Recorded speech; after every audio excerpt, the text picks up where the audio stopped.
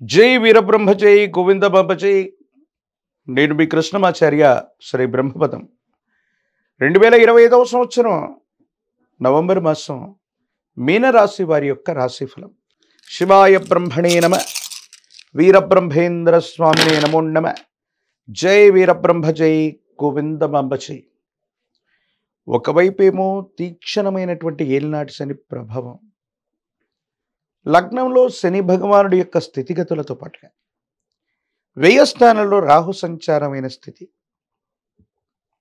కొన్ని ఇబ్బందులకి ప్రతిబంధకాలకి కారణమవుతున్నాయి. మానసికమైనటువంటి భావోద్వేగాల్ని నియంత్రించుకోవటం వల్ల అనుకూలవంతమైనటువంటి ప్రభావాన్ని చూపెట్టే అవకాశం ఉంది. వృత్తి, ఉద్యోగం, వ్యాపార సంబంధమైనటువంటి విషయాల్లో అనుకూలత లభిస్తుంది. వృత్తి, ఉద్యోగంలో మానసికమైనటువంటి ఒత్తిడి అధికమైనప్పటికీ మీరు చేయవలసినటువంటి విధి నిర్వహణ మాత్రం తప్పకుండా మీరు చేసే అవకాశం కనబడుతుంది.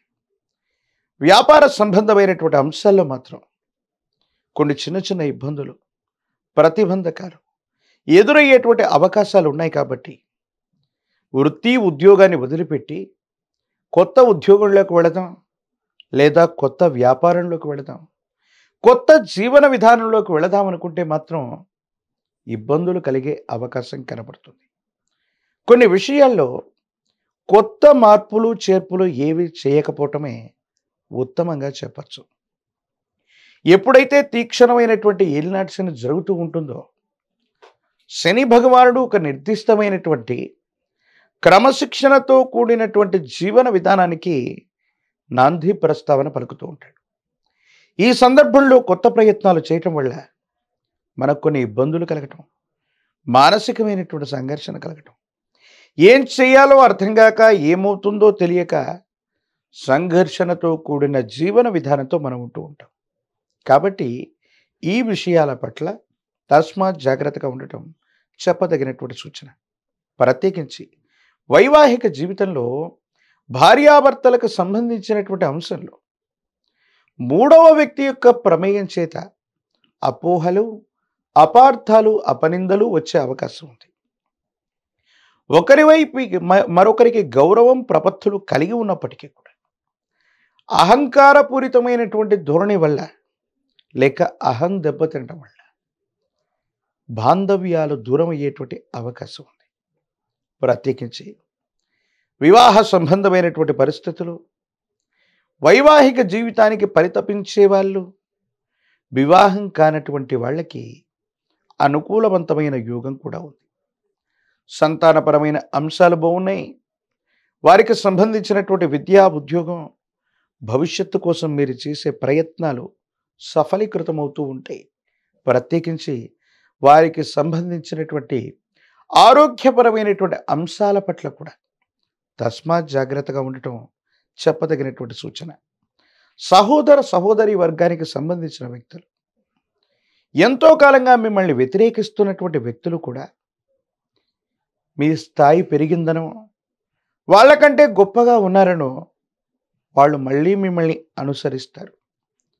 కానీ కొన్ని విషయాల్లో మీలో ఏవైనా లోపాలు ఉన్నట్టయితే మీ రక్త సంబంధికులు అనుకున్న వాళ్ళు, ఆత్మీయులైనటువంటి వాళ్ళు, తోబుట్టువులు సైతం మీ పరిస్థితులను చూసి వెక్కిరించే అవకాశం ఉంది.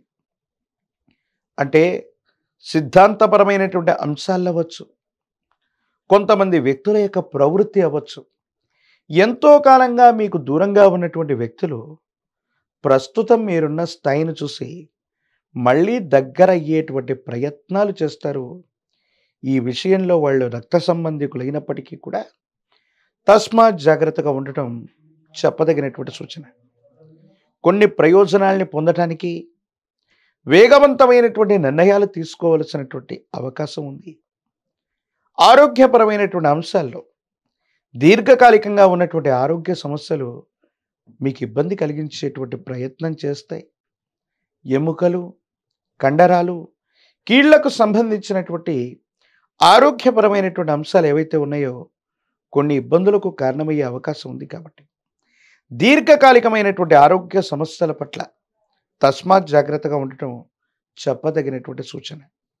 ఒకవేళ ఇప్పటికే దీర్ఘకాలికమైనటువంటి సమస్యలు ఏవైనా ఉంటే వైద్యుడి యొక్క పర్యవేక్షణకు వెళ్ళటం కూడా మంచిది.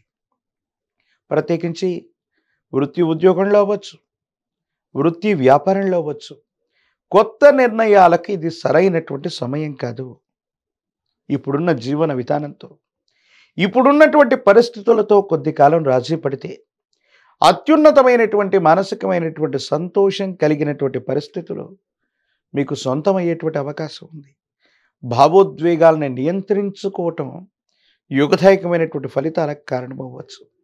రాజకీయపరమైనటువంటి రంగంలో ఉన్నటువంటి వాళ్ళకి అనుకూలవంతమైనటువంటి కాలం. వివాహం కానటువంటి వారికి వివాహ యోగం ఉన్నది.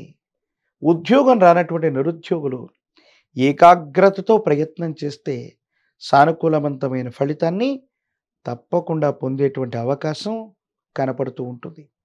ఏది ఏమైనప్పటికీ కూడా సూర్య భగవానుడి యొక్క ఆరాధన చేయటం, ఆదిత్య హృదయాన్ని పారాయణ చేస్తూ ఉండటం, సూర్య భగవానుడికి నమస్కరిస్తూ ఉండటం యోగదాయకమైన ఫలితాలకి కారణమవుతుంది.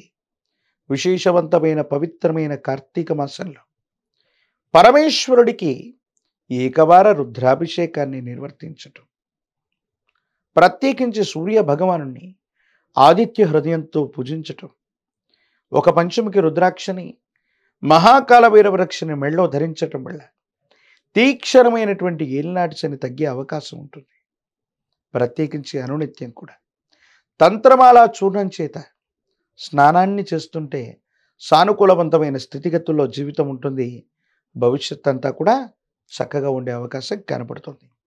మరిన్ని వీడియోలు చూడటానికి గాను మన ఛానల్ని లైక్ చేయండి, షేర్ చేయండి, తప్పకుండా సబ్స్క్రైబ్ చేయండి.